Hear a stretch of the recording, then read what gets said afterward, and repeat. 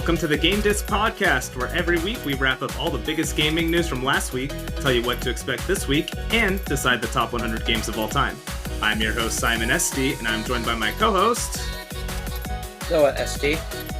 And today, we're going to talk about all the layoffs happening in the industry, and the Pokemon Direct. And then, March Madness comes to the Game Disc, where we talk about all the Metal Gear Solids, or at least some of the biggest ones. We'll figure out if any of them deserve to be on the top 100 games of all time. But first, Noah, how are you doing today? I don't know, I have a bit of a headache. Probably nothing too much to worry about. But, yeah, pretty lukewarm overall. What about you, Simon? I'm alright. I bought John Wick on Black Friday last year, and I finally got around to watching it last night. How was it? It's really good. It has, I think, like the slowest start of any of the John Wicks, but once the action kicks up, it's a John Wick movie. I think they're all pretty good. So that was a lot of fun. But then today, when I turned on Persona, I was just like, I was in the kind of towards the end of one of the dungeons, and I was like, I've got like a free like hour and a half. I'm just going to wrap up this dungeon. For some reason, it just like it like reverted my save, and it didn't like record the last like two playthroughs. So I played last Sunday and I played last Monday, and it was my like recent save that I stopped last Saturday night. And so Sunday and Monday were just like gone. Which sucked because it was like 6 hours. I played it a lot last Sunday. So that's always a drag, but it's always that. It always sucks in a game when you lose your progress, because it's like, I still want to play it, but I don't want to do the things that I had to do. So it's like, usually when that happens for me, I'm like, all right, I'm going to go on a break, play something else for a bit, and then I'll come back to it. Yeah, for me, and I almost did that because I was already debating, like, do I want to keep playing Persona or do I want to jump onto Final Fantasy? But yeah, well, you have like 20 games you need to play, right? I don't have that many. I mean, on PS5, I really only have Persona and Rebirth. But and you also you let me borrow. Oh, sorry, what's that? Oh, no, and then you let me borrow your God of War, but that's kind of it. Oh. But did you beat Final Fantasy VI, or do you have like one of those old Final Fantasies games? Yeah, I have 6, but that's on my Switch. I'll get through all those. Yeah, well, exactly, and that's what I'm saying. Like, you have a ton of games, so it's not like you're starving for options. Yeah, no, I know, but I don't know. I don't feel like there are people with like a backlog of like 30 games. I feel like one Switch game and 2 PS5 games is not that much. Especially because like with Final Fantasy 6, like I'll probably beat it this week. I'm making decent progress. But yeah, back to Persona. I was able to kind of play. I'm the opposite of you. I'm just like, I just want to tear through this and get to where I was, or else it'll bug me. So I did that. So I pretty much got to where I was on Sunday night. So I just have to kind of do the dungeon that I was on. So, and it's okay. I made some better choices with some of like the social links, so I feel better about it. But it is still just annoying because I think tomorrow I'm gonna have kind of a busy day, so I don't know how much progress I will have been able to make. But we've got a lot of news today. It was a big week. So let's just dive right into it. I think kind of the biggest news is Sony laying off 900 people, followed by EA also performing mass layoffs. So for Sony, the cuts were announced by outgoing president Jim Ryan. It was roughly 8% of the workforce. The cuts are going to affect pretty much every Sony development studio, including Insomniac, Naughty Dog, Firesprite, and Guerrilla, with several in development games being canceled, with one of them being the rumored Twisted Metal game. London studio may be closed entirely. And as far as the EA layoffs, they were pretty similar. The big things for those were they're going to focus less on licensed games, which means Respawn's first-person Star Wars game has been canceled, which was rumored to be a Mandalorian game. And this... this sucks. I mean, obviously, and I think that with this, hopefully, this is kind of the last we hear about layoffs from like the big companies. I don't know if there's really any companies left except for Embracer, which is going to just keep like burning to the ground. So it is. Hopefully, this is kind of the last time we have to talk about this for a little bit. But I feel like it won't be. I feel like there's something I'm not thinking No, of. I mean, I unfortunately that's just the way that this is going. Like so many companies, they COVID really boosted a lot of companies like profile, and now things are kind of getting back to the way they were. So it's unfortunate. It sucks, but yeah, and even once it's done, there's always going to be that one last one that's like, okay, it's all over, and then a couple months later, it's like the punch to the gut. Yeah, and I think Always that that one last one. yeah, and I think that what's and you kind of brought it up, but the COVID growth, Mhm, it is. I think the thing that is most frustrating is it's not like video games are doing bad. Video mhm, games last year, the video game industry did grow. They didn't grow as much as they did in previous years, but that's because of COVID. So essentially, all of these companies hired during COVID because it was the biggest thing.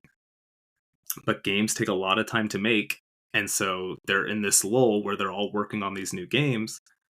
And well, our numbers aren't big enough, so let's just cut. And it's not only sad for the people who lose their jobs, but it's also at the risk of sounding like hyperbolic. Is that the word? mhm, It's kind of dangerous. Like this is not good for the game industry because you look at like a Star Wars first person game by Respawn would have done incredibly well. This game was in early development. So was the Twisted Metal game. Maybe that wouldn't have been as successful, but the Respawn Star Wars game probably would have been. mhm, And these are games that probably would come out. They're not coming out next year. They're probably coming out 4 or 5 years. mhm, So if you're laying off all your people who are working on these games, what do you have in 4 to 5 years? You think your numbers look bad now when you had decent hits like Jedi Survivor and Dead Space. How do you think those numbers are going to look in 4 to 5 years? And I know that not every company is Nintendo, but during the Wii U era, Iwata basically said, like, hey, I'm not going to do layoffs. I'm going to take a salary cut instead because layoffs won't accomplish anything. I need this team here to make games when we're in a stronger position to do so. And I'm paraphrasing, but and he was mhm, right. I mean, look at Nintendo now. They're the one company who isn't really going to do layoffs. They have mhm, the third best selling console ever made. It might end up being the first. And it's because they didn't do layoffs because Iwata knew that he had to have games coming out to make his company successful. And I feel like EA and Sony and all the other companies doing layoffs aren't thinking about that. They're just thinking about the next quarter. And at some point, that's going to bite them in the ass. Like it probably already has. But mhm. I don't know. Maybe I'm Well, exaggerating a another little bit, but another thing too, and this could also be me being hyperbolic, but at the same time,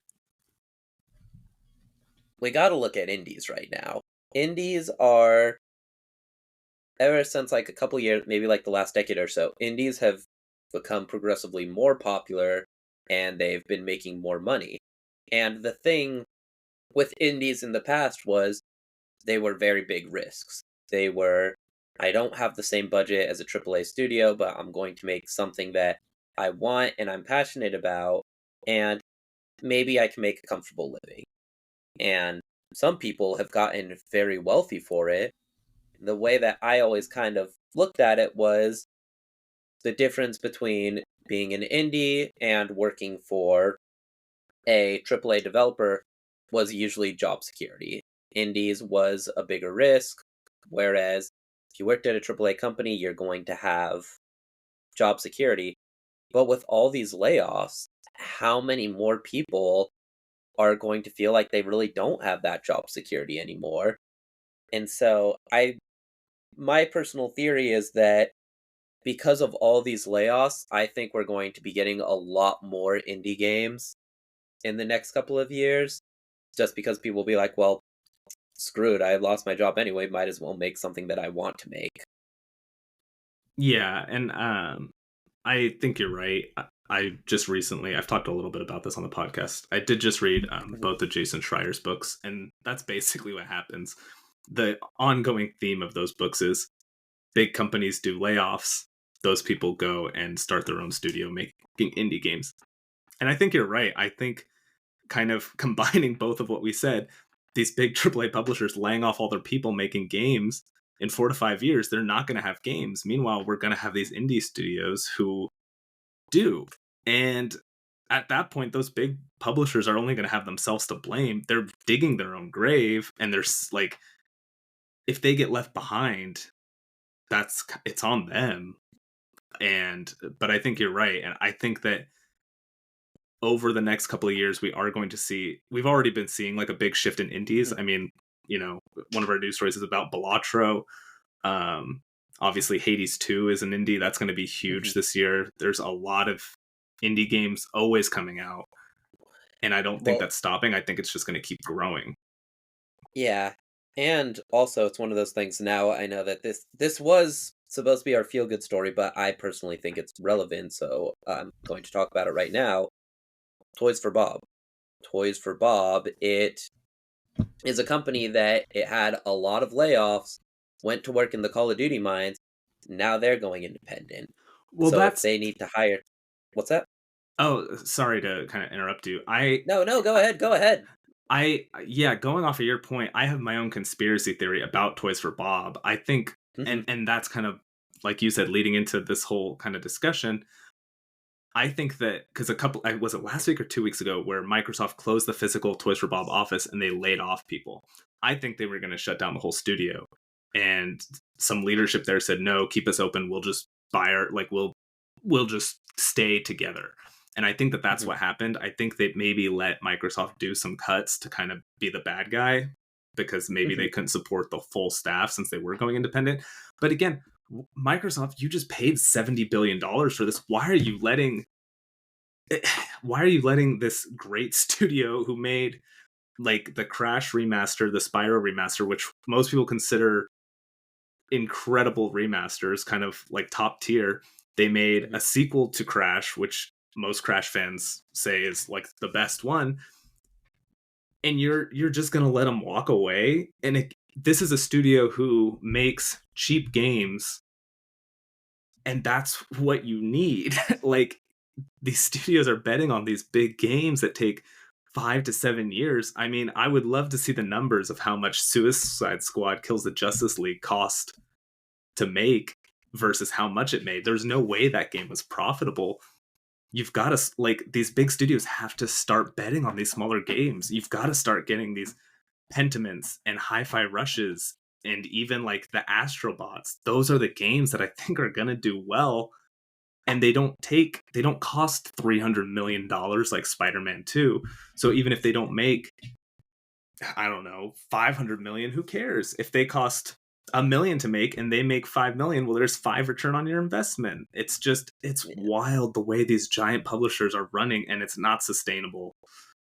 And yeah, I'm kind of afraid to see what the landscape looks like. I think that as long as there's indies, it's yeah, like you said, it's going to be up to indies to kind of pick up the slack. yeah. Um, and And one other thing. Oh, go ahead. oh, sorry, You go can ahead. talk about it. I think I No, know what you're well, going to say. you go ahead because mine's pretty off topic. It's sort of on topic, but also off topic. Well, and So, yeah, and I think all these companies are just having like a fire sale. The other feel good story that you wanted to bring up was Remedy getting the rights to Control back, and the only reason, and you put it as a feel good story, which on one hand it is because I think so. Yeah, it's a it's developer getting a its rights developer. back, Yeah, but I don't think it is because I think it's 505 Games being in a very rough spot. I think that this is a company that it needs to make money any way they can, and so that's what they're going to do because Control is probably 505 most successful game after like Ghost Runner. So the fact that mhm. they're willingly parting with that means they need money more than they need that, and that's a scary thought. Well, And keep in oh, go ahead. mind. Yeah, so keep in mind that Remedy. owned some of the rights. It wasn't 505 owns all the rights, so it was like in order for them to really do anything with it, they did need to team up with Remedy again. And maybe that was the thing, like maybe Remedy and their partnership just didn't work out as well. And so that was like another reason why they just decided to sell the rights. It could be, but there was a couple of other rumors about 505 maybe doing layoffs, so I think it's a lot. But um, yeah, they got 505 got roughly $18 million, got 17 million euros Yeah.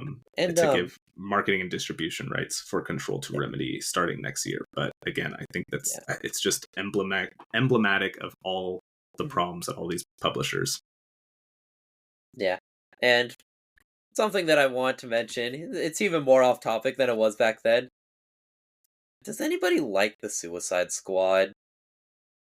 Like, Yeah, in all on well, think about it this way. People like Harley Quinn, right? yeah, And the people like the James Gunn movie, right? yeah. So, do people like the Suicide Squad or do they just like Harley Quinn and James Gunn? Well, comic fans like the Suicide Squad. They've had some good runs. But the general public, I think, just likes Harley Quinn and Yeah, James Gunn. it's just yeah, for me, I just find it weird how it's like they're trying so hard to make the Suicide Squad happen and it's really just like Well, yeah, no, I think Warner Brothers just more than anything they wanted a live service game, and they thought because again they were just chasing money. They didn't think about what could have happened. They didn't think about just making yeah. another game in the same vein as Arkham because they saw the return on that and they saw Fortnite and they're like, oh, but what if we made our own Fortnite? People like Harley Quinn and the Suicide Squad. But But do they like the Suicide Squad? well, they think they do. Well, and I also think, again, kind of going back to it, I think this game was in development when they were developing James Gunn's movie, and they No, were like, I "Oh, they'll think it come was out around even this." Well, yeah, it was probably I, supposed to come out I around the same time, and of course, it didn't because games take 7 to 8 years or whatever, and a movie takes at most like 4. So, yeah, back to the kind of the layoffs. Good luck to everybody. Bad luck to the publishers. Well, good luck to the publishers. You're going to need it now that you've gotten rid of all your people making your games and seem to be just scrapping any decent ideas you once might have had. I really think that publishers are in trouble in the next couple of years. yeah. I mean, I think that we've had a great year for gaming last year, and we are off to a pretty good Yeah. start this year, but it's one of those things where who knows what the next year will be. Well, and I think part of the reason we did get all these great games was because they hired up so many people during COVID. We're now Mhm, 4 years removed from COVID. I think that they hired up a bunch of people to see a lot of these projects through. 3 years later, they're reaping the kind of rewards of that investment. And instead of saying, "Whoa, this is working," they're thinking, "Nope, we got to make number go up faster." And again, they're mhm, they're not thinking long term. They're not even thinking next year. They're just thinking next quarter. And um, mhm, yeah, we're the people working are the ones paying for it, and us as fans are going to start mhm, paying for yeah. it when there's nothing to pay for. But speaking of paying for something, Saber Interactive essentially paid itself freedom from Embracer Group. Uh, Mhm, there was some private investors who were helping them, but they bought themselves for 500 million. These reports also mentioned that the Knights of the Old Republic is still in development, which I don't really believe. And as part of kind of these stories, there were also rumors that Gearbox might get sold to somebody, or they might try to buy their own freedom. Which, if Embracer loses Gearbox, they're fucked. Like, what else do they have? do they still have Eidos? I don't know. Do they? But even if they Uh, do, like, even if they have Eidos, I feel like that's not as big as the people who made Borderlands. yeah, well, they had Tomb Raider and they have Deus Ex, so I mean, Yeah, but Deus Ex, I let's don't see think how sells good the very well. Borderlands movie does before we start comparing them. I mean, I don't think the Borderlands movie will be good, but if they make a Borderlands 4, I think it'll be Although fine. I think a lot of people did not like Borderlands 3, and I don't know how great Borderlands 3 did. I know 2 was very good, 2 is but very good. yeah, I don't I think mean, 3 I 3 think did. was received well, just not as well as 2, which makes sense.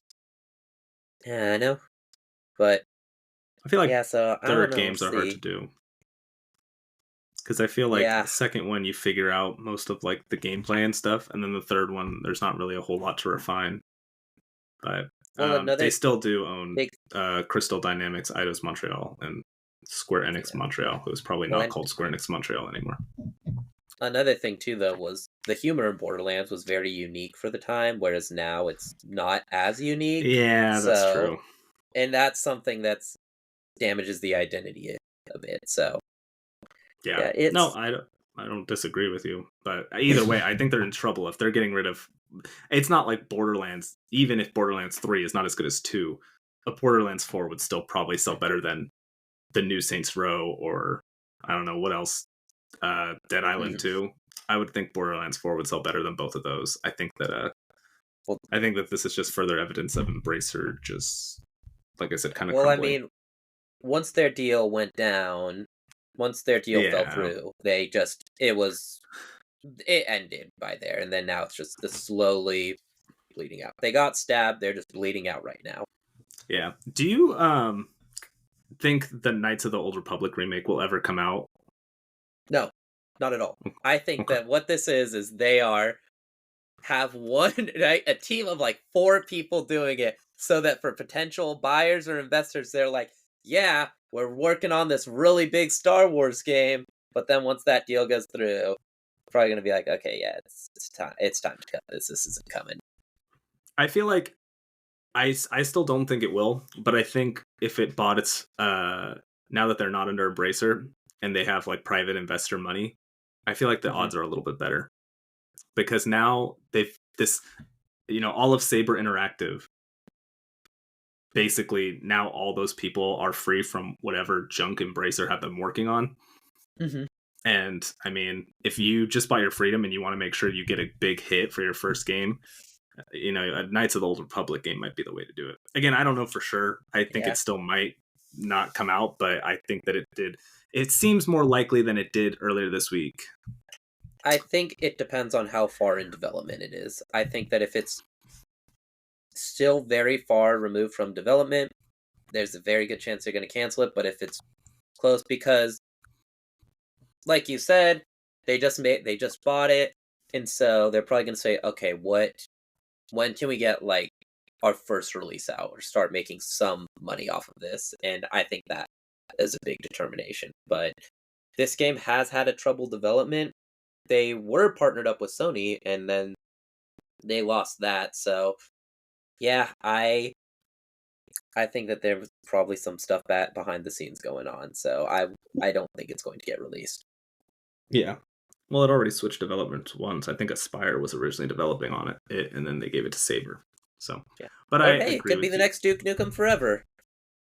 Which also came out eventually. Which who cared? Which, correct me if I'm wrong, that was also a Gearbox game, right? It was. Yeah, maybe they can make a Duke Nukem 5 ever. No, that'd be awesome if they gave Gearbox the rights to make Star Wars Knights of the Old Republic. Oh God! All right, I don't want to talk about this anymore. I don't like where this is going. Now I don't have a good segue for Claptrap, my this. name is. Yeah. God. Um, I don't. I don't even know how to segue into this. I thought this was going to be a good week because early this week, Nintendo or Pokemon, the Pokemon company, had a Pokemon Presents or Pokemon Direct for like their because every day or every year there's a Pokemon Day. There was a lot of announcements about random Pokemon stuff. I won't bore you with all of it, but the big things were um, they announced a new app Pokemon trading card game type thing.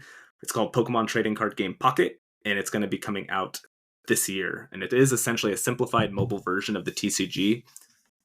It seems kind of cool. Like you can kind of just get free packs and open them up, and the cards have cool interactive artwork. And then if you want to use those in a deck, you can play a short version of the game, which sounds like how I would like to interact with a Pokemon trading card game if I choose to do so. And then the big announcement at the end was a new Pokemon Legends game. This one is called Pokemon Legends Z to A or ZA, and it takes place in Lumio City, which is in the Kalos region, which is from Generation 6, which is X and Y. which I think this is cool. I think Legends is probably the best Pokemon game since Black and White. So I am excited for a new one. Are you going to play Pokemon Trading Card Game Pocket or Pokemon Legends ZA? No, I still need to play Pokemon. Like, I haven't. I have a big backlog of Pokemon games. I still need to play Ruby and Sapphire before and just make my way up to Zaw. Yeah, yeah, that makes sense.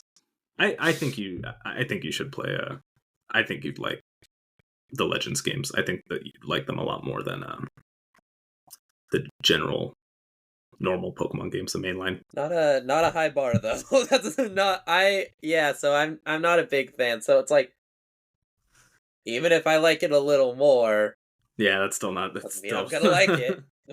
Why spend money on that when I could buy Like a Dragon Infinite Wealth? or Duke Nukem 5 ever. Yeah, Um, yeah, or Gearbox's Knights of the Old oh Republic. God, no.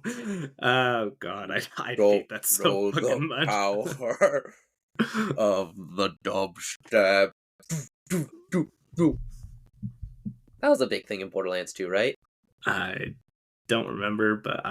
I don't want That'd be to cool if like think. they introduce a psycho like class in Knights of the Old Republic.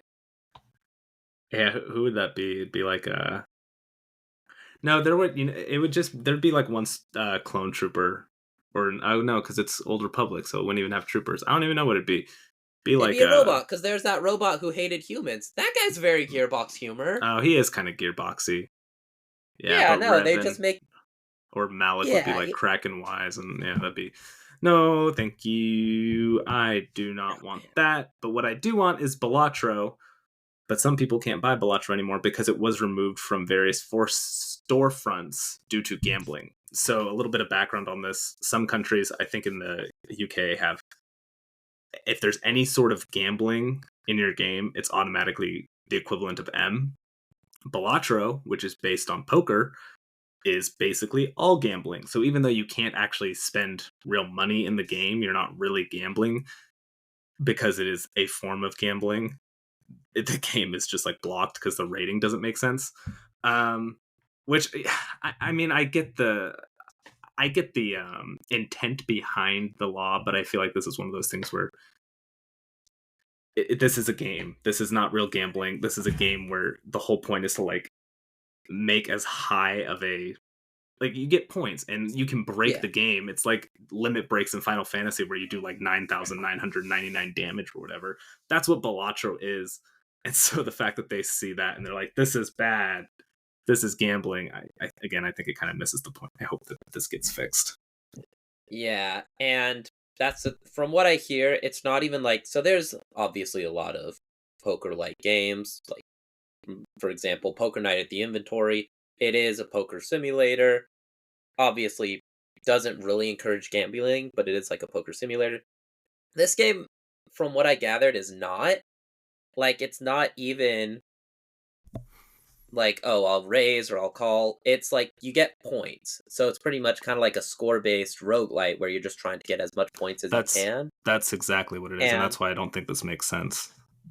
yeah, and I think that what it is this all stems back from to loot boxes. I think that what happened was loot boxes were such a predatory practice that it made a lot of people very upset, a lot of parents very upset, and so a lot of countries started banning them.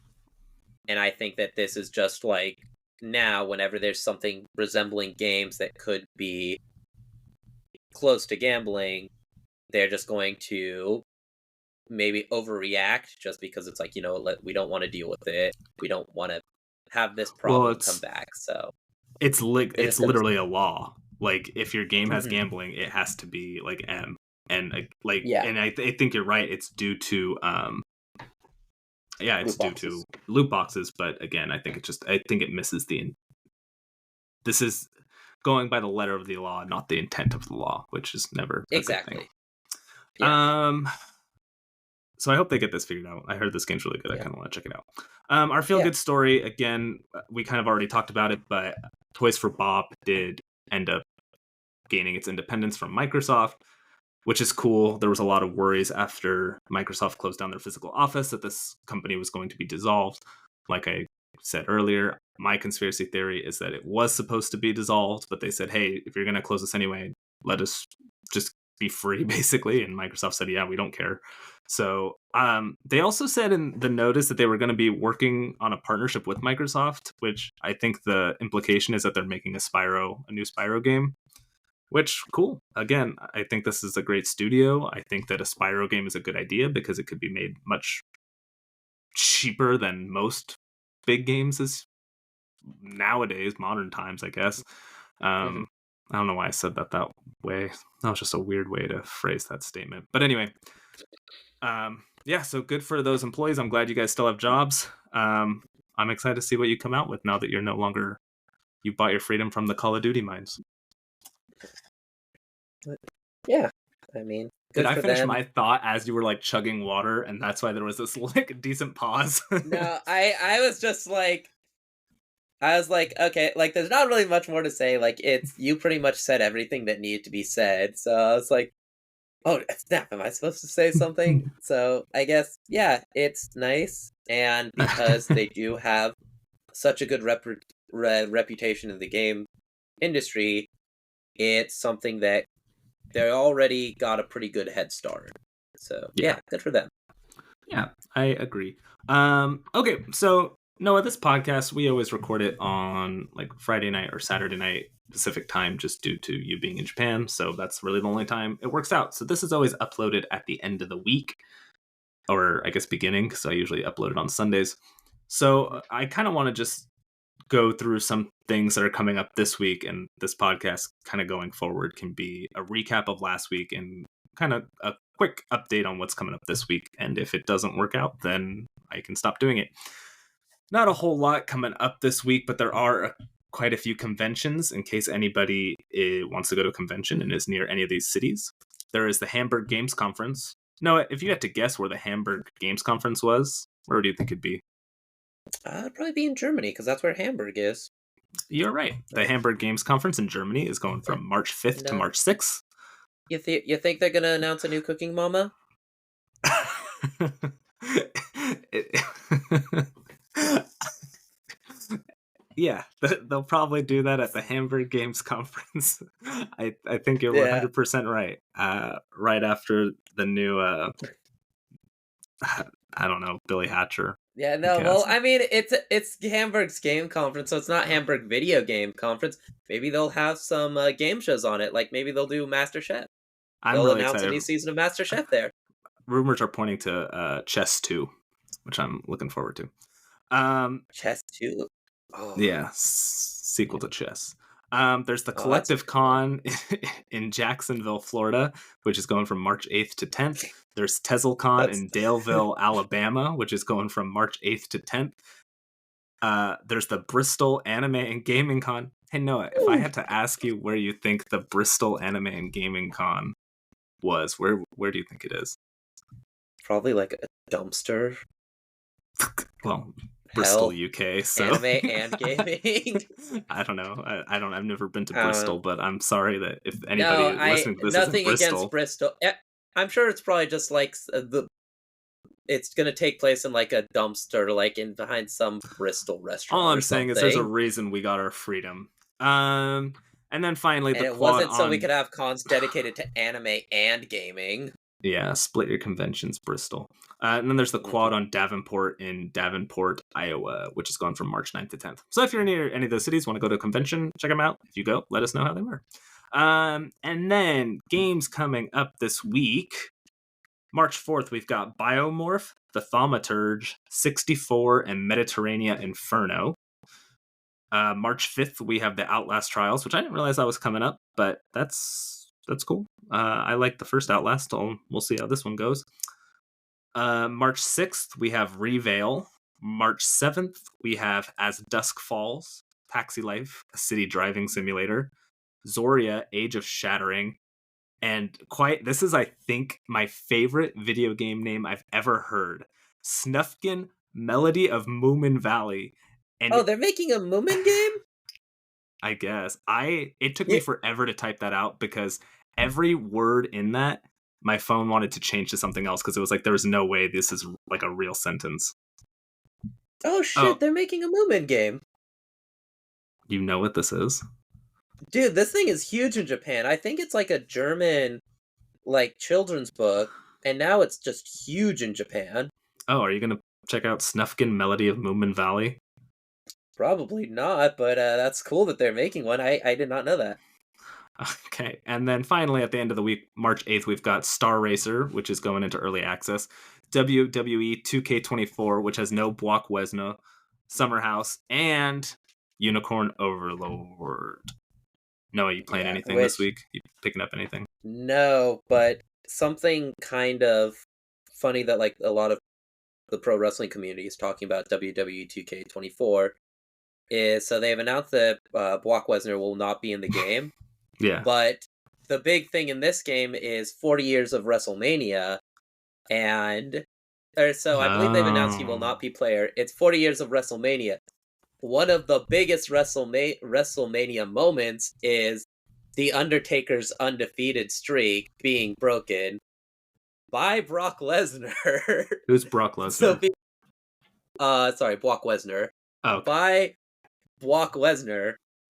So people are like, how can you make a game celebrating 40 years of WrestleMania without him in it? And Yeah, so that's the theory is that he will be in the game just in a non-playable capacity, but even then he beat the Undertaker. So are you going to just play as the Undertaker getting beaten? it's like, well, you always compare wrestling to like anime, and so Yeah. it's just every JRPG has that fight that you have to lose. So I guess that's Yeah. just gonna that's what this is gonna be. Or I'm I was super just going to excited. say in this Oh, version, Undertaker doesn't lose. In the yeah. 2K universe, Undertaker has a perfect WrestleMania streak. um, I'm really excited for Unicorn Overlord. I beat that demo. I think this game's gonna be fantastic, which is good because I drafted it in our game disc draft update, which I'm going to give a quick Hope that's a dog. update. I know she's going ballistic. Hold on, give me 1 sec. She's a good girl. So I guess this is the part where I'm just going to talk about podcasts. So Okay, that's fine. yeah, I I guess. am. Oh, I okay, never mind. yeah. I was just shutting the door so she would not think I was there. Um. So yeah, last week, reviews, or 2 weeks ago, reviews for Final Fantasy VII Rebirth dropped, and Noah, you drafted that, and so I Yes, I should did. have I should have updated us all last week, but I didn't. And part of that was because I wanted to see if the reviews changed once the game actually came out, and the other larger reason was because I forgot. So Mhm. when the embargo for this dropped and I inputted the game, Noah, you were ahead by 3 points. You were at 266 while I was at 263. However, Mhm. that was when Final Fantasy VII Rebirth was at a 93%. Mhm. I went through and I updated everything to get everything up to date this week. It Mhm. is no longer at a 93%. It Mhm. dropped to a 92%. Yes. On top of that, Noah, you also picked Helldivers 2, which was originally at an I 83%. I thought I picked Helldivers too. You did. And we didn't talk Yeah. about Okay. that because even though the game came out, it didn't have any reviews. When that Yeah. dropped to Metacritic, it had an 83. That Mhm. has since dropped to an 82, which means as of right now, with both of us having 3 games released, Noah, you are in the lead by 1 point at 264. I have Yeah. 263. And So it's anyone's game. I would just like to say that while Helldivers is my lowest scoring game, I believe it's the lowest scoring game It either is of the us have, lowest correct? scoring. Yes. Yes. Yeah. It is by far the most talked about game this year. And so even though Uh, it didn't really I spent a lot of time online and it is okay. definitely the most talked about game. Okay. It is the most talked about game this year, and for that reason, even though it may not have scored as much as I would like it to, I still think it was a good. I knew it was going to be something big, and I'm glad that it is. So I don't regret that choice. Fair enough. Mhm. So, that being said, the next game to come out for either of us is going to be Unicorn Overlord, which I did draft, which, like I said earlier, comes out on the 8th. After that, Noah, you and I both have a game coming out on March 22nd. I have Dragon's Dogma 2, and you have Princess Peach Showtime. Other than that, the rest of our games, I've got Star Wars Outlaws, a new 3D Mario, which I don't think is coming out this year, and Metaphor ReFantazio. Noah, you've got Black Myth Wukong, Avowed, Hollow Knight Silk Song, and Metroid Prime 4, which I also don't think is coming out this year. Probably not. No. Um, so there we go. Because that was the other thing I wanted to mention about Pokemon. They said it was coming out 2025, so that might be our first Switch 2 game, which is kind of interesting. Okay. Yeah. That being said, are you ready to go into our top 100 games of all time discussion, Noah? Yes, I am. All right. So it is March, which means it's March Madness. So here at the Game Disc, we're going to be doing things a little bit differently this week. We're going to be talking about all the Metal Gear games, but we're not just talking about them. We are going to put them in a bracket and have them compete. I don't know how long this is going to last. If it takes us a long time to just go through this first round, then maybe this will just be like something we kind of do throughout the month. Let's just pick Revengeance and call it a day. No, maybe this will take longer than I thought. If this ends up, we kind of go through it decently, then what I originally said was every week we'll do like a different franchise or grouping of games. So we've got Metal Gear Rising Revengeance versus Metal Gear Solid Portable Ops, Metal Gear Solid 3 versus Metal Gear Solid 4, Metal Gear Solid 2 versus Metal Gear Solid Peace Walker, and Metal Gear Solid 5 versus Metal Gear Solid. And just so everybody is on the same page, Metal Gear Solid 5 does include Ground Zeroes or whatever. Ground Zeroes? Yeah. All right, so let's just start with the first competition, Noah. Metal Gear Rising Revengeance versus Metal Gear Solid Portable Ops. This is, I think, kind of an easy one. Which one do you think is moving on to the next round? It's Rising, definitely. It is Rising. Portable Ops isn't bad, but Rising is. So I didn't really play too much of Portable Ops, but kind of tell us, what Portable Ops does, what it's like different, and why. And yeah, just kind of say what Portable Ops is, just so that way we don't completely skim over it. Yeah, so Portable Ops was originally a PSP game, and I will say it did a lot of things pretty well. Before Peace Walker, I think most people assumed it was kind of the best way you could play Metal Gear Solid on a portable system. They did a good job of realizing that people are going to be playing this handheld, and generally you want the levels to be in smaller chunks, so you would deploy on missions, which were generally much shorter than kind of some of the save breakpoints in other Metal Gear games, which made it really easy to just pick up and play for a little bit. You were dealing with a D-pad, or no, because this had a little control knob, but it didn't feel but it didn't feel great. So it was a little. Yeah, it was a little rough, but it's definitely a good game. If you're looking at the PSP's library, it's definitely one of the better games. I did play it enough to beat it, but when you're comparing it to everything else in the Metal Gear Solid franchise, which is, I think, kind of one of the most consistent franchises in gaming, it is definitely much weaker than its brothers.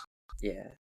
And is there any thing specifically that makes you say that? Any specific issues or just things that Metal Gear Solid games does as well? Yeah, obviously it's not going to look great because it's on the PSP. They did have these kind of cool comic book cutscenes, which was kind of cool, but it's still not really anything special. On top of that, because the story is in bite-sized chunks, the plot's not as good. I mean, Metal Gear games are known for their plot, and this one it's just okay. I mean, other than that, it's fine. It's just it's a good game, but I mean, it just doesn't it's not amazing like the other ones. Do you want to kind of talk about Revengeance for Oh, a hell yeah. all right, you So, go on a rant about Revengeance. My dog somehow got out of it. I keep seeing her nose poke through the door, and I'm like, I don't know how she got in there. So talk about Revengeance. I'll be right back. yeah. So, real quick, not sponsored. The clothing store UQ and Uniqlo, they're actually doing, it may have ended by now, but they actually were doing Metal Gear Solid t shirts. So they had one that was Metal Gear, not Metal Gear Solid, but Metal Gear Solid 1, one that was just the franchise of the whole, a shirt for 2, and then one for Rise and Revengeance. I love Revengeance, so I bought the Revengeance t shirt. But that's not what we're talking about. So, Revengeance is definitely the most unique out of all the Metal Gear Solid games.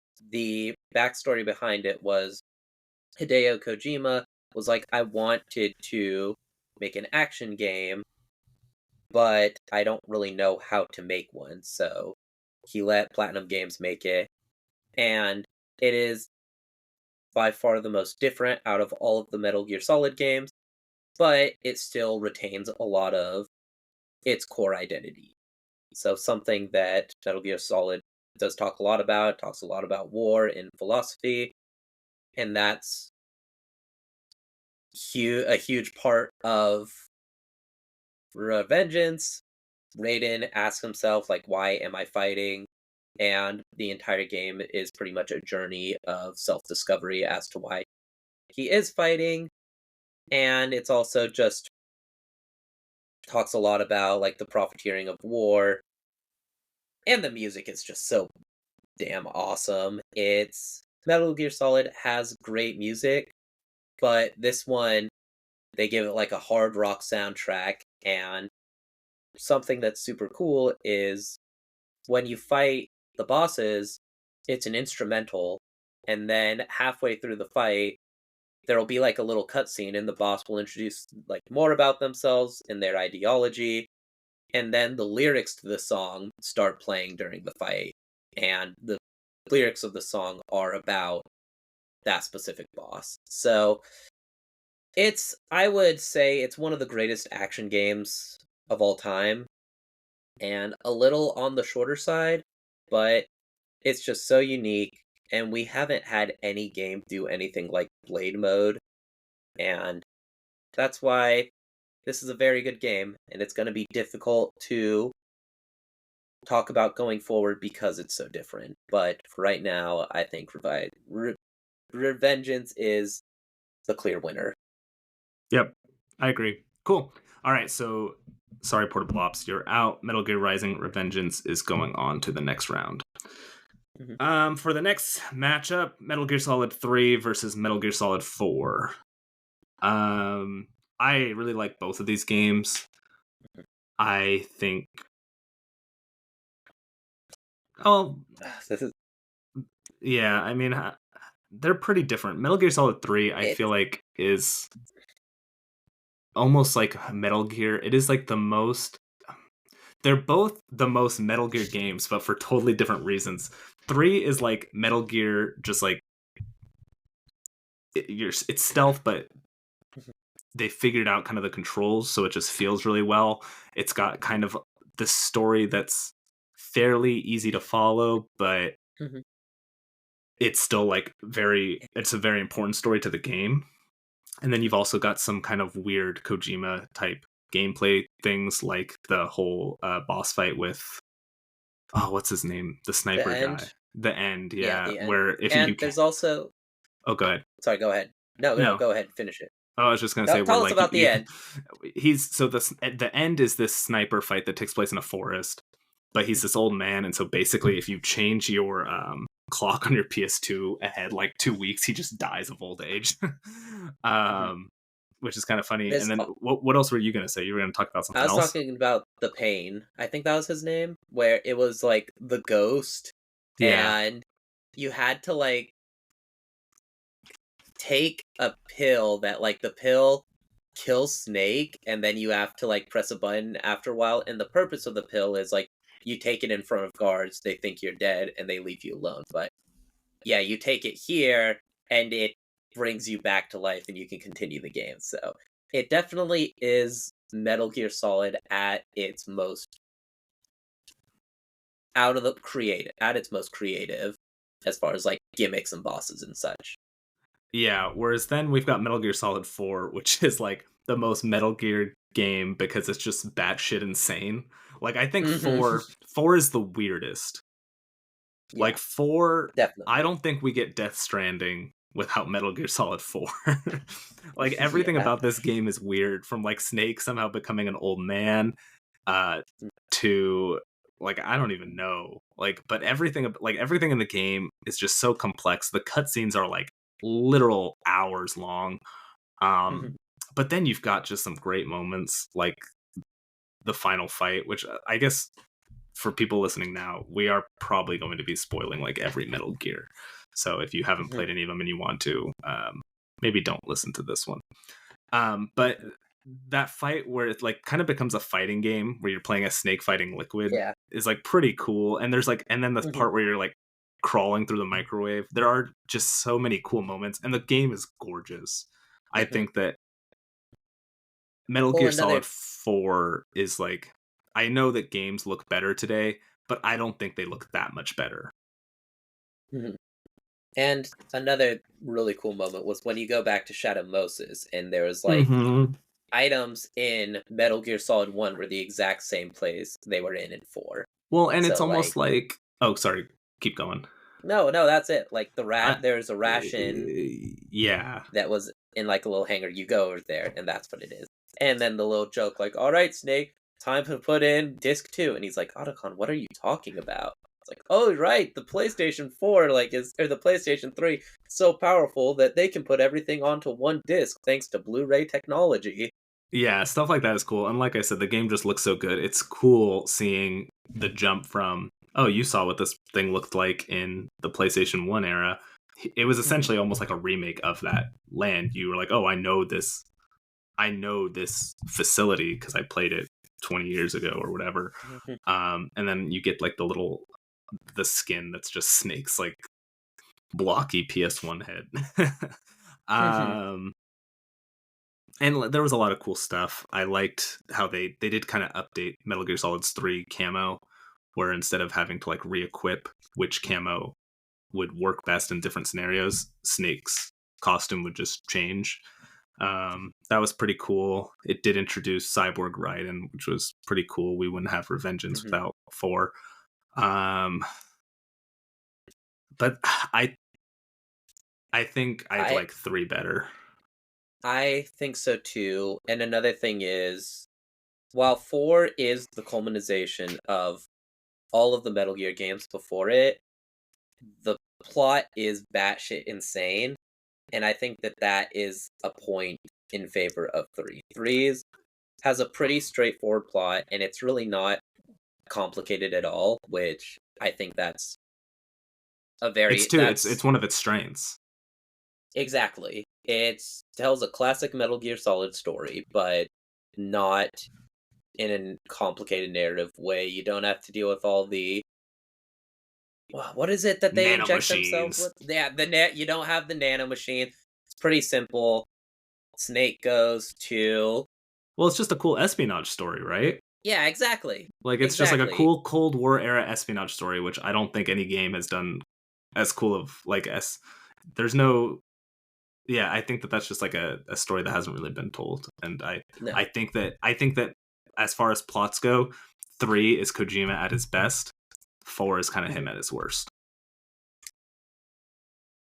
I could see that. Although I feel like it is also because 4 he wants to tie everything together, and so it's Yeah, just like I'd say 2 is probably him at its worst because whereas 4 is complicated, it's also because he has to tie in everything, whereas 2 is just kind of complicated for the sake of being complicated. Yeah, but 2 is pretty simple until the end. Well, we'll get to 2. Okay, but we both Yeah. agree that 3 is the better game. So all Yes. right, so we've got our first face off. Metal Gear Yep. Solid Revengeance and Metal Gear Solid 3 are both going to the semifinals. All right, Hmm. next matchup: Metal Gear Solid 2 versus Metal Gear Solid Peace Walker. This is another one I think is pretty easy. I've played Peace Walker. I didn't beat it because my PSP kind of died halfway through. Um, I will say, or it didn't even die. It just like couldn't read save memory cards anymore. But what I will say is, we all thought that Portable Ops was going to be kind of the best Metal Gear could be at a on a handheld platform, and Peace Walker showed us no. And I think that that's Peace Walker made Portable Ops a worse game in retrospect because it's on the same platform, but it looks a lot better. It's got a much better story, but it still has kind of those bite-sized chunks. It feels more important to the franchise. Um and so it kind of just improved on Portable Ops in every way. Um but I think that Metal Gear Solid 2 is still maybe the stronger game. But what do you kind of think? Um, I like Naked Raiden, so I'm going with 2. That's all you have to say. And kind of to your point, what you started saying when we were talking about 4, Metal Gear Solid 2 is kind of when the series introduced a lot of its more complicated elements. But in general, the series is still that game is still pretty simple, right? The plot can basically be summarized as this mission was set up to try to um, replicate Snake's mission on Shadow Moses to make Raiden just as effective of a soldier. And there are kind of more complicated things along the way, but that's the game in a nutshell. And then you kind of get into like the Patriots or whatever, and that's when things get a little weird. But it's still generally fairly simple.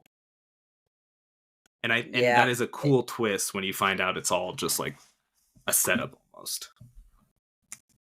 Yeah, there was like a lot of really weird things in it though, like the whole thing about the witch who like bullets would dodge by her, and like you find out that it was because all those bullets were like programmed. There's weird stuff like that Yeah, though. that's true. And like that's kind of when they introduced like superpowers like Vamp. Hmm. Yeah, that's true. Yeah.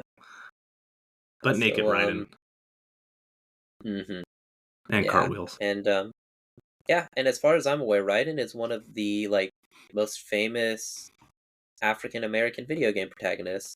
Definitely from a Japanese perspective. He's African American. Yeah, he's Liberian. Okay, well, I don't think that's what. I don't. Like he's just dead ass Liberian. I don't. Okay. All right. Metal Gear Solid 2 is going on. Like they just right? I mean, I guess, but he's not. I don't think people think of African American when they see Raiden. I've seen Yeah, every inch of that man's body. He's not black. well, I know, but isn't it just so weird? They're like, yeah, this It is guy, he's weird. African. Let's just make him white. Yeah. Like it's not even like he's albino. They just straight up gave him like That, he's just yeah, it's like he has like where's he from? blonde hair. Liberia. Yeah. He has it's just that's Yeah, yep, that's weird. Raiden. He's like That's our blonde hair, blue eyes. I'm from Africa. yeah. All right. Like yeah, straight hair. Like yeah, straight long blonde hair. Just All right. anyway, moving on. So then our final matchup, Metal Gear Solid 5 versus Metal Gear Solid 1. Um, Yeah. Metal Gear Solid 5 did a lot of cool things in terms of Mhm, bringing an open world to the Metal Gear franchise, which I think is also something a lot of people didn't really think it could do. mhm. And also But making a more action game as well. yeah, it is. I think it is probably the Metal Gear game where you can play it how you want it to. Mhm. There are kind of some weird plot things, um, especially in like Ground Zeroes that are just kind of like edgy for the sake of being edgy. Yeah. But where I feel like maybe Kojima was like, "Oh well, video games are grown up," but I don't really hold it against it. I think its Mhm. biggest flaw is that the game is just not done. There is just like it just doesn't have a real ending because of behind the scenes stuff with Konami and Kojima. Yeah. The plot twist is really cool, though. The plot The twist is plot twist. cool, and it is cooler. I almost said, well, and it sucks that David Hayter doesn't voice Snake, and then I remember the plot twist. I'm like, okay, well, it makes sense why he doesn't voice Snake. For those who don't know, the plot twist in this game is that you don't play as Snake. You play as somebody who was basically like trying to become Snake, right? Like at the It beginning was of the correct. game. Oh, go ahead. Correct me if I'm wrong. So in Ground Zeroes, you do play a Snake, Yeah, and then in both Snake and another soldier get injured at the same time, and they're like, "Hey, we are going to tell everybody that this is Snake, while the actual Snake is off doing like even more secret missions." So yeah. I believe that that was the plot twist. Yes, but basically you're not playing as Snake. You're under you Yeah, This guy underwent reconstructive surgery to look like Snake, and that's yeah, why he's not voiced by and David Hayter because he's not and Snake. that's why the beginning of the game is funny because it's like create your character, and so you do it, and then it has no effect on the game at all because Yeah, yeah, you just play a snake, but it's like, oh, that's why that's what he looked like before they yeah. reconstructed his face to look like Snake. Nice little bit of foreshadowing. Yeah, But I mean, Metal Gear Solid One. yeah. This is Metal. this game's incredible. I played through it a decent amount. I just played through it not too long ago. Um, and I mean, it's a little dated, but every time I play it, just the opening of that game, it feels like a '90s action movie without forcing you to watch cutscenes and things. Mhm. And even then, it doesn't force you to watch cutscenes, but this game's cutscenes, its story, and its voice acting were way ahead of Top the time. notch, yeah. Absolutely. Like, so there were a lot of really good stories before this in games, but Metal Gear Solid really set the standard for what a 3D story in game was. Like, this is, by this point, this is only like 2 years from when the first Resident Evil came out, I believe, like 2 or 3 years. And even then, you still had some games with like really bad voice acting. Like one of the Guilty Gears, they only had like one cutscene with voice acting, but even then, that was really bad. And so the fact that yeah, this game just does such a great job with its voice acting, especially for being so especially because of like When it came out, how yeah. exactly it it set the standard, and I think that that's something you can't ignore. Plus, it had Psycho Mantis, which is an incredibly iconic boss fight. Well, yeah, I was just gonna say all the bosses are, I mean, great. I mean, and they all play just like differently. Like Sniper Wolf is a very different boss fight than Vulcan Raven, Vulcan and Raven, yeah. it's and like you said, Psycho Mantis, where he can read your memory card, and you have to beat him by plugging the controller into the second slot so he can't read your memory. It really it knew how to tell a good story like a movie, but also knew how to just be a really good video game. And obviously Yeah. the music is incredible. Um, the characters were all great. I mean, every character in this game, every character in this game is just fucking cool. Like Mm-hmm. Gray Ninja, even Gray like Fox. Gray Fox, Mm-hmm. Ocelot, like I said, Vulcan Raven, Sniper Wolf. Um, I mean, every Even time I Otacon's cool. yeah, and yeah, this game's great. And kind of what we talked about, it's one of the few games that also did create a genre. You know, there weren't really stealth Mhm. games before this one, and obviously this one's a little different because of. I know that the It original Metal Gear games were also stealth, but that was mhm, due to kind of hardware limitations. This was, I feel mhm. like, a more deliberate choice, and now, I mean, every game has stealth in some form now.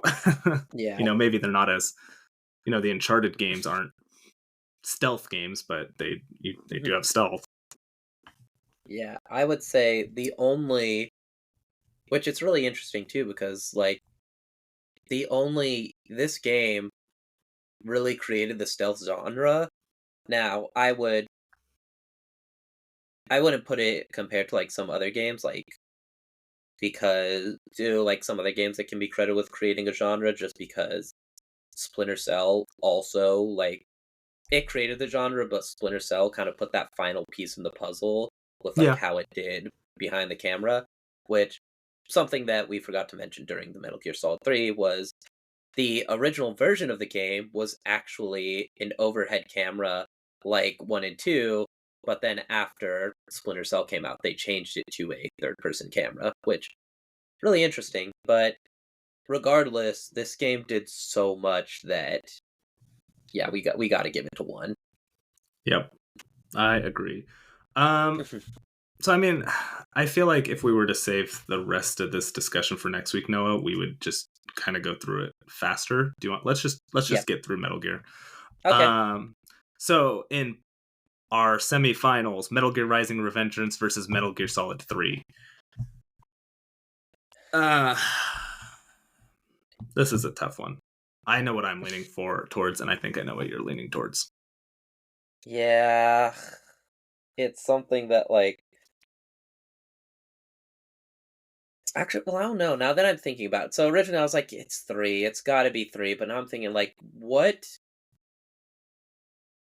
So what are the good things about 3? A lot of the good things about 3 can honestly be said about Revengeance. Like you said, the straightforward story is one of the biggest assets of 3, and Rising also has a straightforward story as well. It And it does, but I don't think it has as good of a story. that's well, I think that it may not have as good of a story, but I think that the characters I'd argue are a little better. I would argue the opposite. I Really? I have played Revengeance more recently than 3, and I Mhm. remember 3 more than Revengeance. I think Oh, that I I think that like the character of the boss I think is better than anybody in any like I think even the better than Armstrong? yes, Armstrong is a great character. but I don't think he's as interesting as the boss. Well, the thing that people said is Armstrong is a great. So this is something that is also part of the legacy with the game. Armstrong is arguably one of the greatest example of like a fascist in video games. He is a terrible person with a terrible ideology. He essentially says everybody who I don't believe is strong should be killed, and a lot of people like unironically agree with him. And something that people talk about is like he is actually a really good example of a fascist in media because it shows that as long as you make a horrible person who is cool and charismatic enough, people will agree with a horrible ideology. And I think that that is something that has to be taken into consideration. Yeah, I agree with And that. also, I real Oh, go quick, ahead. sorry, another thing too is it's so funny how when you first see him, it's like, oh, he's just a fat guy. He has to fight in a mech. That he needs to be in a mech in order to beat you. And then outside of it, you start fighting him, and he starts kicking your ass. Yeah, and I mean and he's a cool character, but I think there is something more to the boss. The Mhm, boss is like for one, she has stronger ties to like the entire Metal Gear series. mhm, Um, but also I think that because she is Snake's mentor, I think mhm, that connection, that through line through the game is just a lot stronger. Where like you don't really like want her to be evil, but you know you have to stop her. And like kind of when he salutes her grave at the end of the game, I feel like that is kind of mhm, that's that's kind of the epitome of like this character where Snake is you've just spent, 10 to 20 hours chasing her down, ending with her death, but there's so much more to it just in terms of like what her goals were. And I just think You're right that Armstrong, he's a good villain. He's a really good villain, but I think the Mhm. boss is a better character because the boss. But even then, there's more than just those two. No, Like there's I agree multiple, with. and that's what I'm saying. Like I think the bosses in like the personalities of the bosses are a little better in Rising than in 3. I'll give you And that. I think that also, and like I said, this is very difficult to compare them because the boss fights in Rising are when the game really shines, whereas in 3 though, the boss fights are really good, but they're just so different. Like you mentioned the end, you can set your clock up to 2 hours or to 2 weeks and he dies, and it's like, and that's why it's so hard to talk about Revengeance compared to these. And oof, yeah, this is a tough one though. And Yeah, I uh, mean, I like Revengeance. I think Revengeance is a really, really, really, really good game, but mhm. I think that 3 is. I think 3 just edges I it out. Yeah, agree with that. I feel like so music definitely goes to Revengeance. The Snake Eater theme is beautiful, but I besides from the think. Snake Eater theme, it's I like, mean, even that's hard to compare because Revengeance has like that rock soundtrack, whereas yeah, Snake Eater has kind of that. I I think Revengeance probably has better music, but it's not yeah. like it's like a blowout. It's close. But even then, the fact that like the music in Revengeance is used to It has a help stronger you use like of. under You're right. It does have a it stronger has use a of music. Yeah. characterization. Because yeah, that's the thing is it helps you understand the bosses. And in fact, even then, something that's really cool is Senator Armstrong's first boss fight. His entire thing is like, "Oh, war is good for the economy," and it's pretty much just about how like the entire song is about consumerism. But then he's like, "Okay, that's not true. I actually am not fighting for that reason. I'm fighting for another reason." And then his other song is like about him and Raiden because they both agree on several things but disagree on others, which is really cool a narrative choice to be like, yeah, this is describing this person. No, never mind, that's not actually true. This is the actual, now that you know his real intentions, this is the song describing him, which is Yeah. super cool. Yeah. No, I agree. I Revengeance wins in But music, but I think that, like I said, I think plot wise, and even just I think the biggest thing is just plot and even gameplay. yeah, I Revengeance is a more fun game to play, but mhm. I think that Revengeance is a narrative that is so, it's one of those things where it's like Revengeance's plot is so strongly tied to Raiden.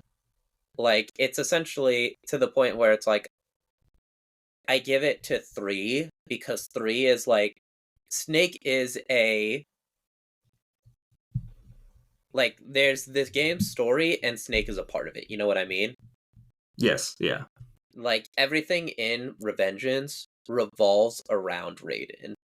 Like it is very much a story of self-discovery, and for that reason, like it's things that kind of feel like a loose collection of ideas because they're all revolve around Raiden. You know what I mean? Yeah, I think Like, I get that. And yeah, I think that like the thing. yeah, I think I kind of Yeah, get what you're saying. Revengeance is very yeah, much a Raiden game, whereas yes. whereas 3 MGS3 is is, an espionage game. and it's also a Metal Gear game, right? I mean, it sets up Yeah. a lot of the things we know from 1 and 2. It obviously is a prequel starring kind of the Hmm. original antagonist, and it Yeah. Yeah. I mean, both are great games, but Yeah, I think it's got to go I to three. I think that three is just it is just kind of the complete package. hmm Like it just, I don't know. There's something about it too that just feels more important. yeah. Well, it's yeah. I think that it definitely does, and I think that part of the thing is also the fact that when Revengeance first came out, it wasn't too fondly looked upon. It's only recently that people are like, "Oh, this is actually a really good game." But yeah, I think they are remaking Metal Gear Solid 3 for a reason, and I think that it's because it is just such a strong package. Yeah. Um, all right, so Metal Gear Solid 3 is going to the finals. Then we've got Metal Gear Solid 2 and Metal Gear Solid. Um, I think Wait, Metal Metal Gear Gear Solid 2 and what did 2 beat? Peace Walker.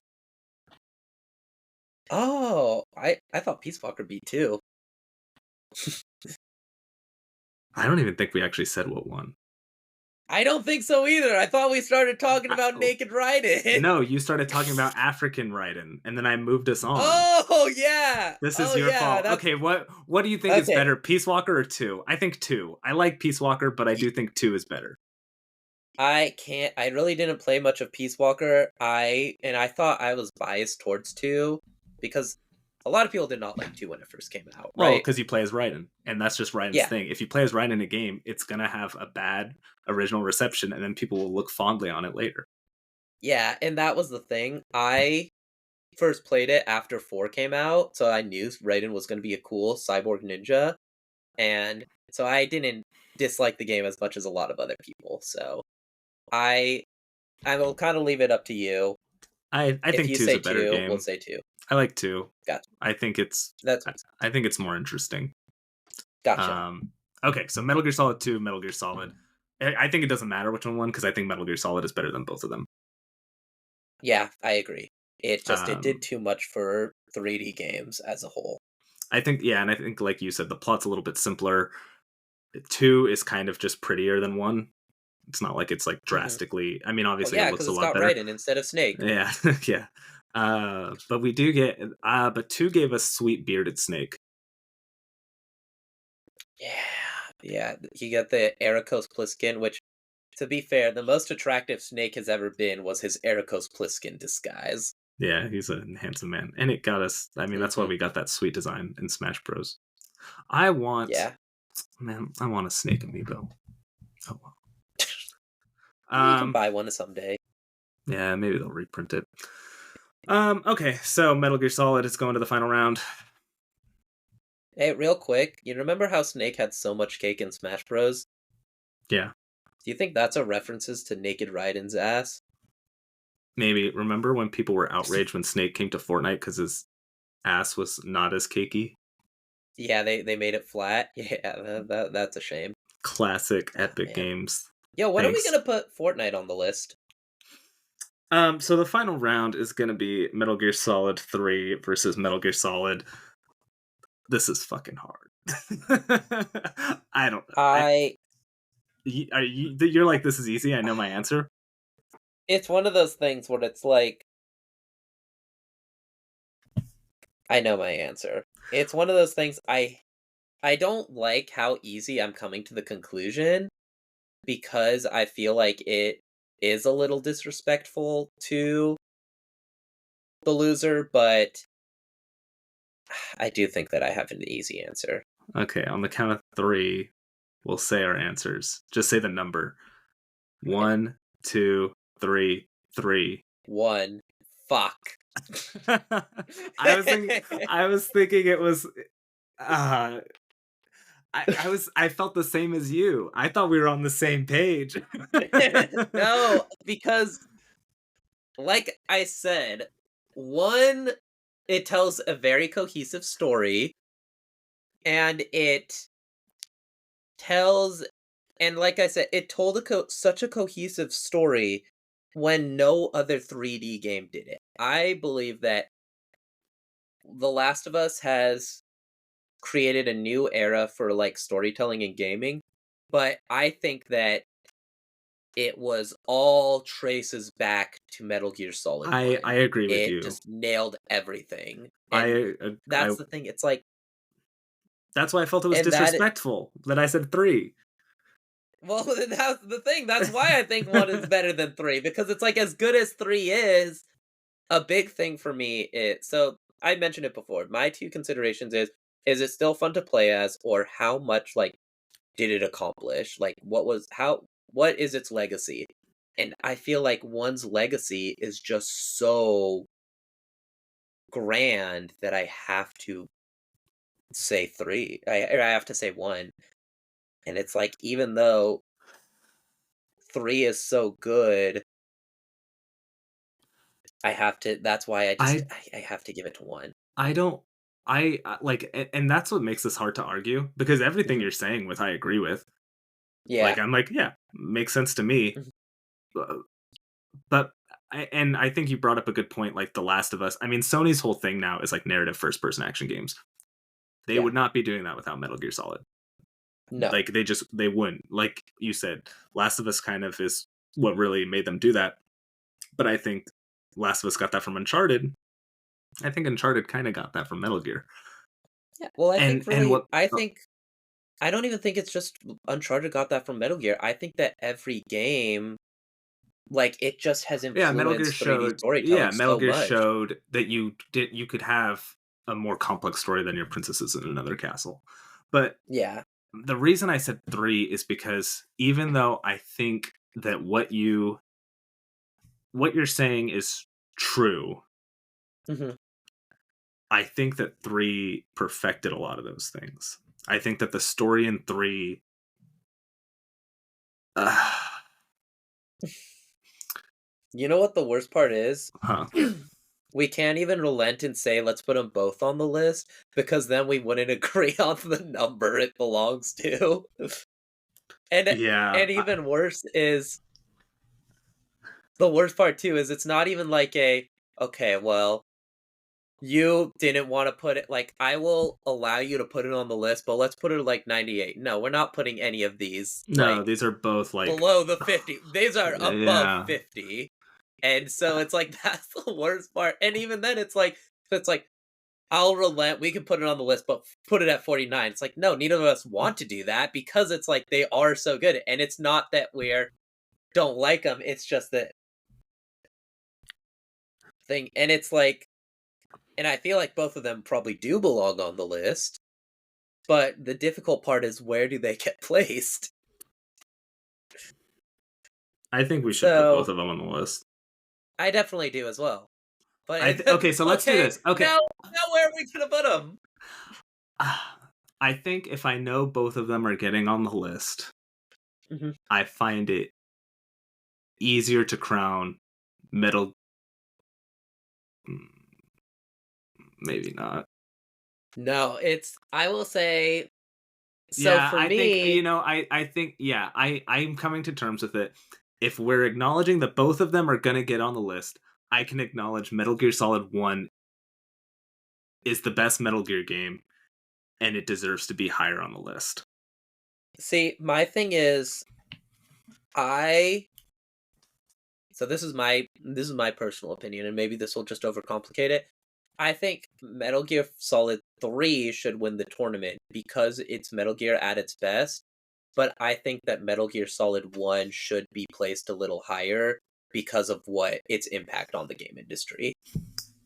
I'm okay with And it that. feels weird to do that, but hey, Chris Daughtry lost American Idol, but he became the most famous person that season.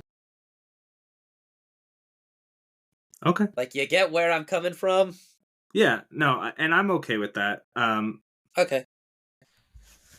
So all right, Metal Gear Solid 3 wins our tournament. It is the best Metal Gear game, but both Metal Gear Solid and Metal Gear Solid 3 are going to make it on the list because they both deserve it. Mhm.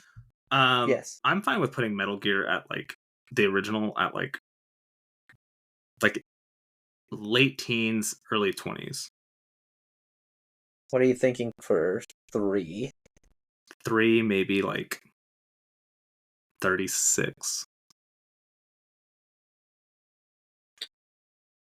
Let me look at the current list and see what. Oh man, is the current list not up? Oh geez. It should Um, be. I'm looking at the podcast notes and it's not up. It's not in the podcast Uh, notes. Do you not have a copy of the list? I don't think so. Oh, No. All right. let, So let me yeah, let here. I'll me. share it with you real fast. Okay. Yeah. Do you want it to your Ymail So or Gmail? it doesn't matter. Either or. It's okay. I'll just, so yeah, it's. I need to see where they go because. So just to kind of give you some of the numbers around it, we've got Street Fighter 2 Turbo at 15, uh, Call of Duty 4 at 30, and then Skyrim at 40. Okay. So I would say Skyrim we might need to bump up at some point, but or bump down depending on how you make it about higher than 40.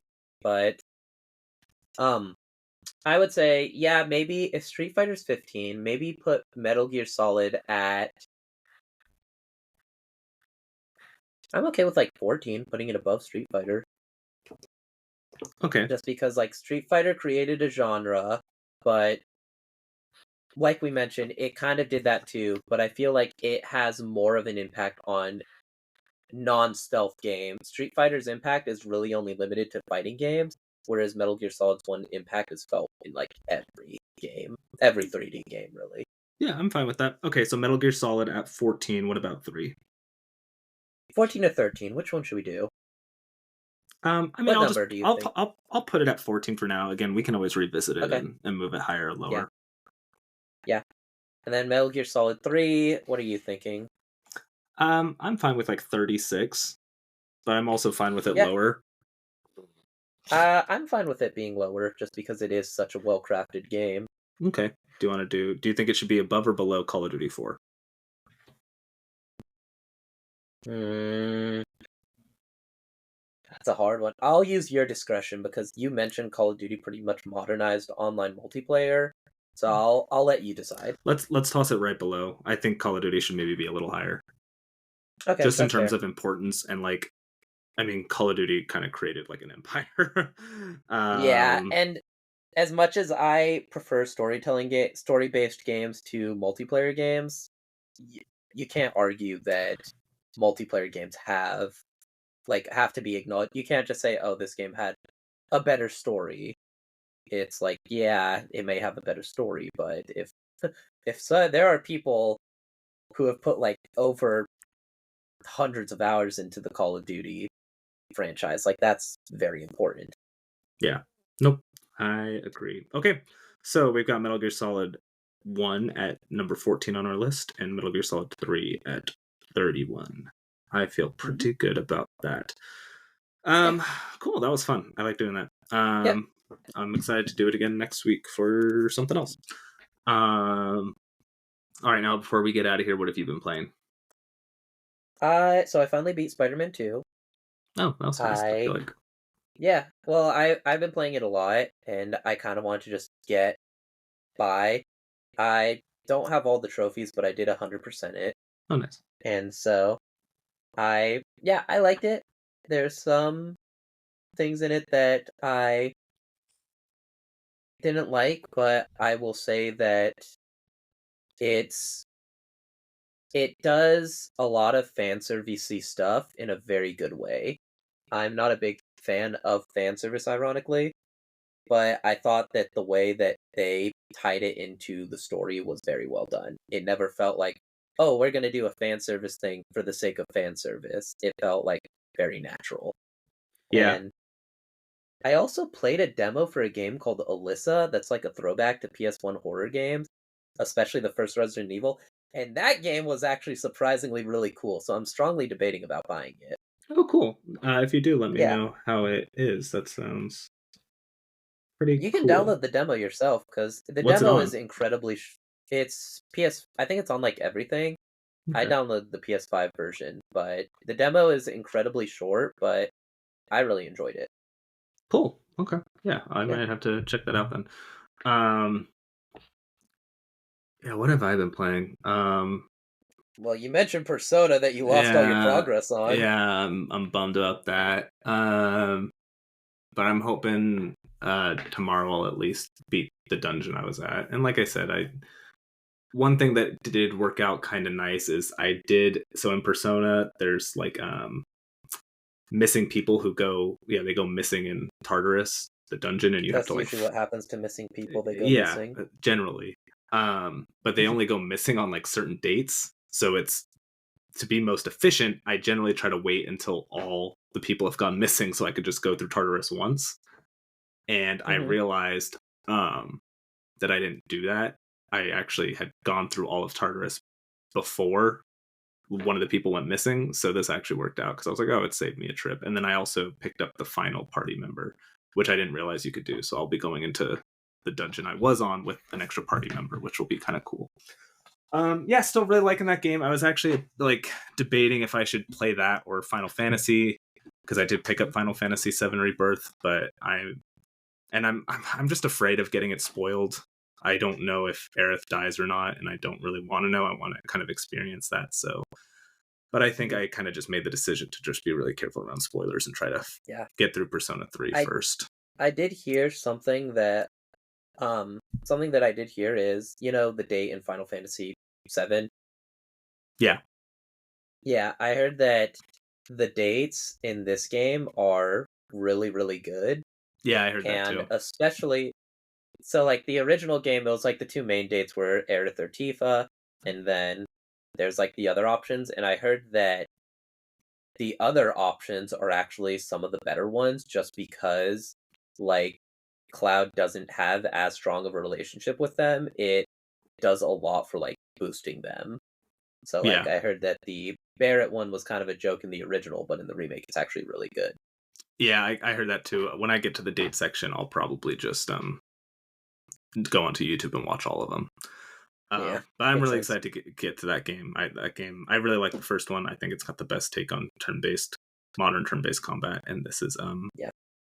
I'm excited to see where this goes. Other than that, I did beat the Unicorn Overlord demo. That game is so cool. I'm really excited for that. It's really complex, maybe a little too complex, but Mhm. I mean the art style's great, and I like it's sort of weird, like real time strategy slash tactics game. It's really cool. And then finally, I am going now that I wrapped up that I am back on Final Fantasy VI, and I think I'm getting pretty close to the end, and the plot's starting to pick up, and yeah, I'm really enjoying it. Just playing a lot of really good games. Yeah. Um, Before we get out of here, Noah, what are you plugging this week? I'm probably gonna get back into Tekken a little bit. I also am probably gonna finish up Armored Core. The big thing is I want to finish up Armored Core and kind of finish up a lot of games, so maybe I can. Because something that one of the main reasons I really wanted to beat Spider-Man was I was like gonna clean my apartment and do all this stuff, and then I didn't. I just played Spider-Man all day, so Yeah, I was like, I kind of want to like not play as many games so that I can focus on other stuff. So yeah, I'm probably going to just Tekken for a bit and yeah, Armored Core, which Armored Core I wasn't as invested in as Spider-Man, so it'll be nice to have just a nice little game like yeah. Armored Core's an easy one. Was that your plug, or that. were you just continuing off of what you were playing? No, you asked what I was playing, what I'm going to be playing. You didn't say what am I plugging it Oh, plugging. I meant You to asked ask what I what was do going to you. be playing. I meant to ask what you were gonna plug. My bad. All right, yeah. So I am going to plug Sorry a if you can video hear I that. By the saw. way, can you hear that? Yeah, I heard a little rapping.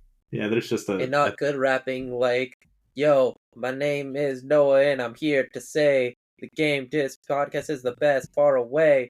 It's all really good here and now, but if you don't like it, you are such a clown. No. did you freestyle So that? hell yeah, I did. That was actually. I mean, it wasn't It good, wasn't good. It was but mediocre. Yeah, it could have been it was worse. yeah, well, it was funny. I was like, I did a freestyle the other day at work, and I was like, geez, that one was bad. Usually mine are like subpar. But that one I just did was like bad. So yeah, that I'd say the best way to describe the one I just did a couple seconds ago is subpar. I think subpar is an accurate adjective. Yeah, But that's probably not bad. Anyway, anyway, what are you plugging? yeah. So my new hip hop album, Oh God. it's Okay. called Subpar. No, That's actually not a bad name for an album.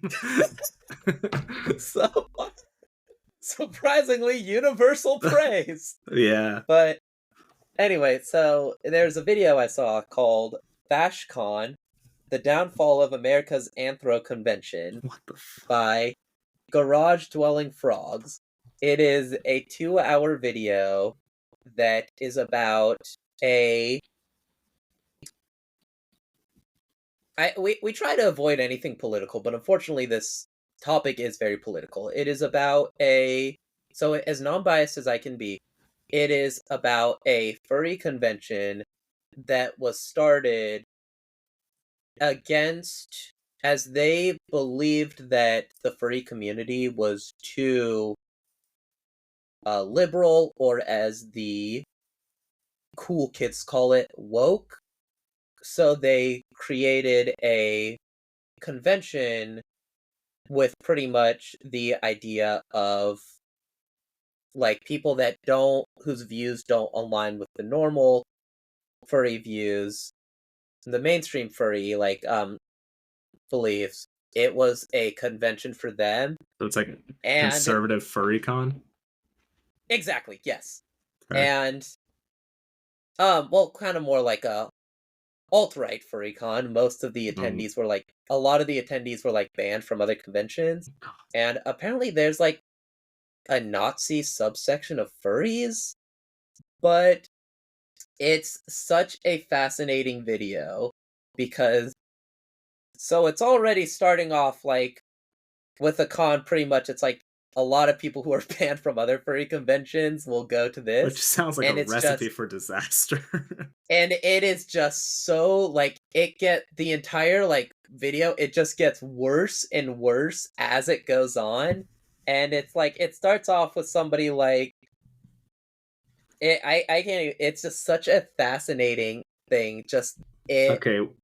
the downward projectile of the downward slope that it goes, it just gets crazier and crazier. And the drama, because it all starts from somebody that hates drama, but as is per then usual, causing a lot of it. It's like such most a dramatic things do start from people who claim to hate drama. What's the video called, and and who's it by? it is by it is called FashCon, The Downfall of America's Anthro Convention by Garage Dwelling Frogs. And it's like, the interesting thing is like, it's not, so the big like scandalous dramatic furry convention was Rainforest.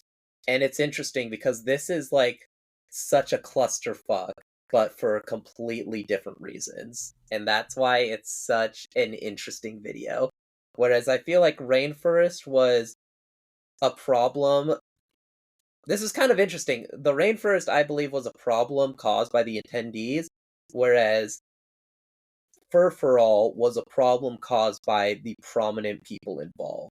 And so it's such a... I highly recommend the video. It's a long one at 2 hours, but it's called FashCon, The Downfall of America's Anthro Convention by Garage Dwelling Frogs. If you love convention drama, boy howdy, this is a good video to watch out for. I mean, okay. It's of course I can't. Oh, never mind. I just had no words. It's like I don't know what to say anymore. No. Thank you to Pecan Pie on Upbeat for our intro and outro songs. Thank you to Zach Robinson for our logo. If you liked this, please follow and or subscribe, and consider leaving a rating and review so more people can find us. You can find other episodes of this podcast on Spotify, Apple Podcast, and Google Podcast. I also started uploading them onto YouTube, so feel free to give us a follow there, and you can check them out there. If you want to send us an email, you can do so at gamedisc.podcast@gmail.com, and we will read it on the air. You can send us questions, suggestions, or anything you want. And we'll we'll see you all next week where we continue our March Madness bracket for a different franchise. And Noah can plug more weird disaster furry conventions. Oh, I know what I'm plugging next week, and it is not a furry convention. Oh no, I don't like when you're excited about your plugs. I gotta research it a bit, though. All right, we'll see y'all next week. Bye. Bye.